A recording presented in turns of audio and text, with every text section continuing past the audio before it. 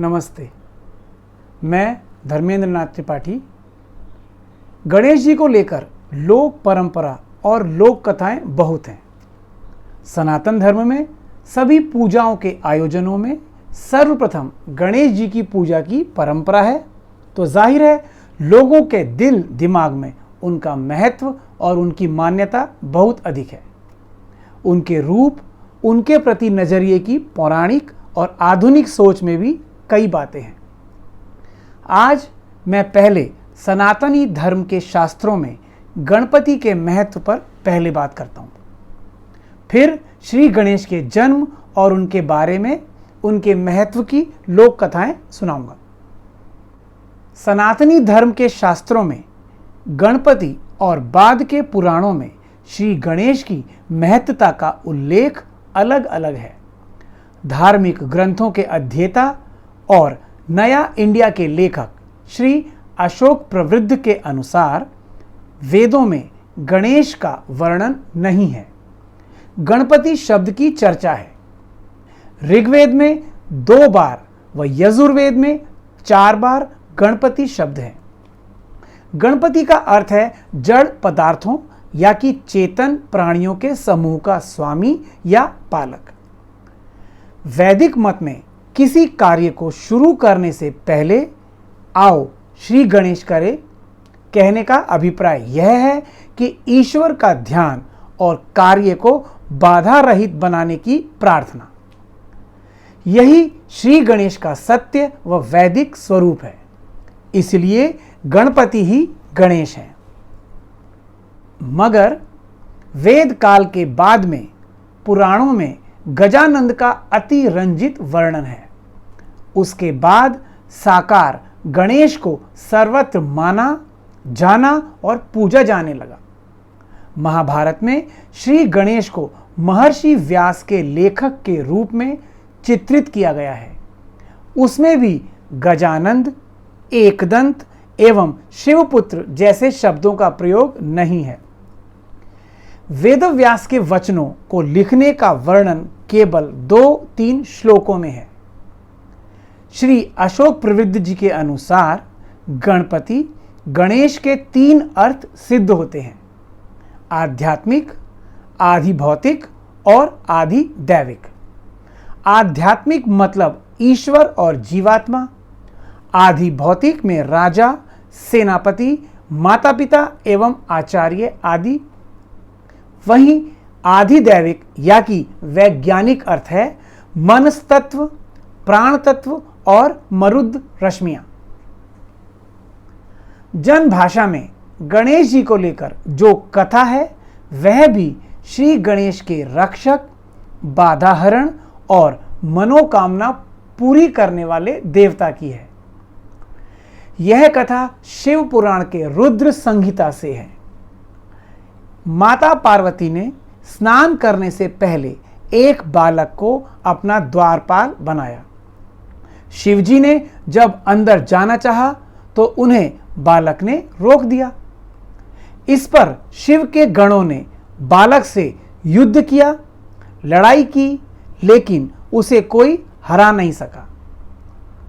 आखिर में भगवान शंकर ने गुस्सा होकर त्रिशूल से उस बालक का सर काट दिया। इससे भगवती शिवा ने रौद्र रूप धारण कर लिया। उन्होंने प्रलय करने का संकल्प लिया। तब भयभीत देवताओं ने नारद की सलाह पर जगदम्बा की पूजा स्तुति करके उन्हें शांत किया।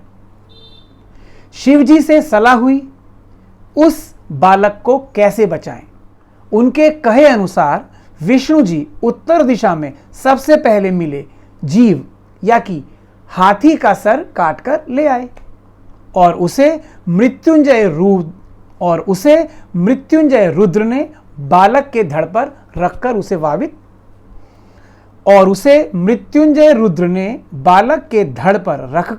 उसे वापस जीवित किया।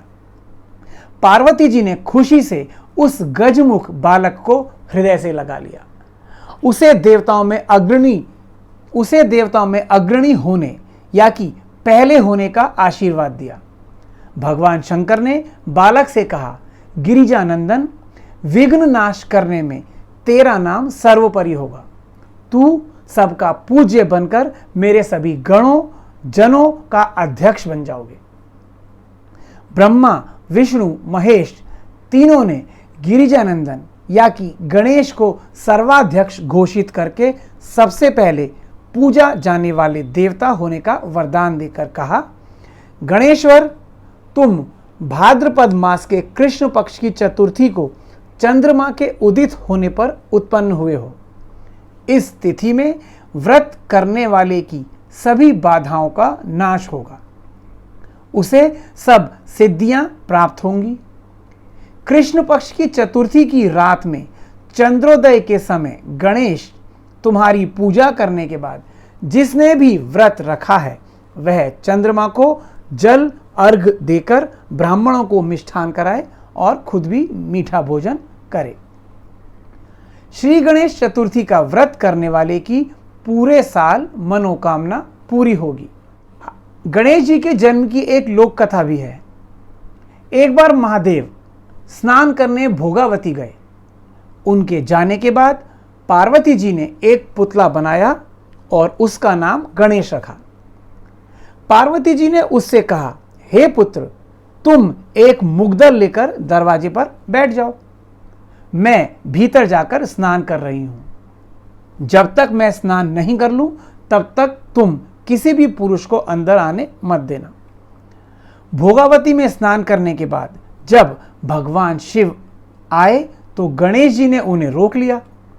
उसे शिव जी ने अपना अपमान समझा और क्रोधित होकर उन्होंने गणेश जी का सिर धड़ से अलग करके भीतर चले गए।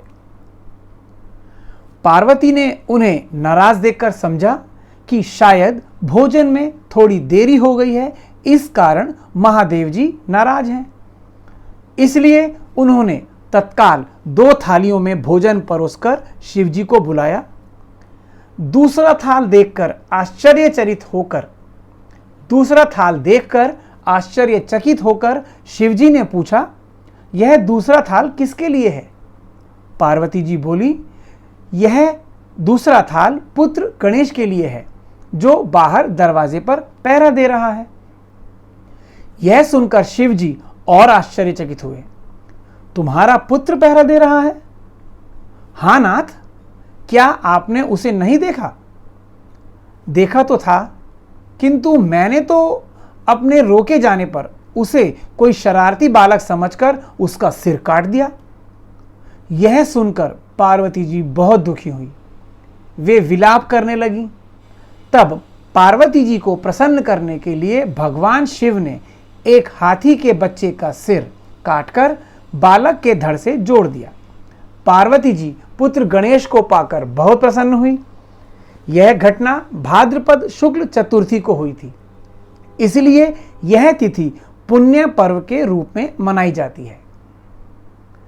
इसके अलावा श्री गणेश जी की और भी बहुत सी कथाएं हैं, मगर सबका सार है कि गणेश जी की पूजा से बाधाएं दूर होती हैं। उनका ध्यान हुआ तो वे किसी काम में बाधा नहीं आने देते। काम की मनोकामना में उनकी पूजा सबसे पहले जरूरी है। किसी भी शुभ कार्य के प्रारंभ पर आदि पूज्य के रूप में प्रथम पूजा गणेश की आती है। प्रत्येक मंगल कार्यों में गणेश की पूजा को अनिवार्य व अनिष्ट हर्ता माना जाता है। गणेश चतुर्थी आदि गणेश से संबंधित पर्वों के साथ ही दीपावली में गणेश लक्ष्मी पूजन के अवसर पर भांति भांति के गणेश प्रतिमा के साथ गणेश नाम, गणेशोपासना और गणेश भक्ति की व्यापक परंपरा की धूम संपूर्ण भारत में दिखाई देती है। बस अब इतना ही। उम्मीद है एपिसोड अच्छा लगा होगा। यदि प्रोग्राम पसंद आया हो तो आप चैनल के सब्सक्राइबर ज़रूर बनें। चाहे तो अपनी राय, सुझाव व फीडबैक नीचे लिखे ईमेल पते पर ज़रूर भेजें। नमस्ते।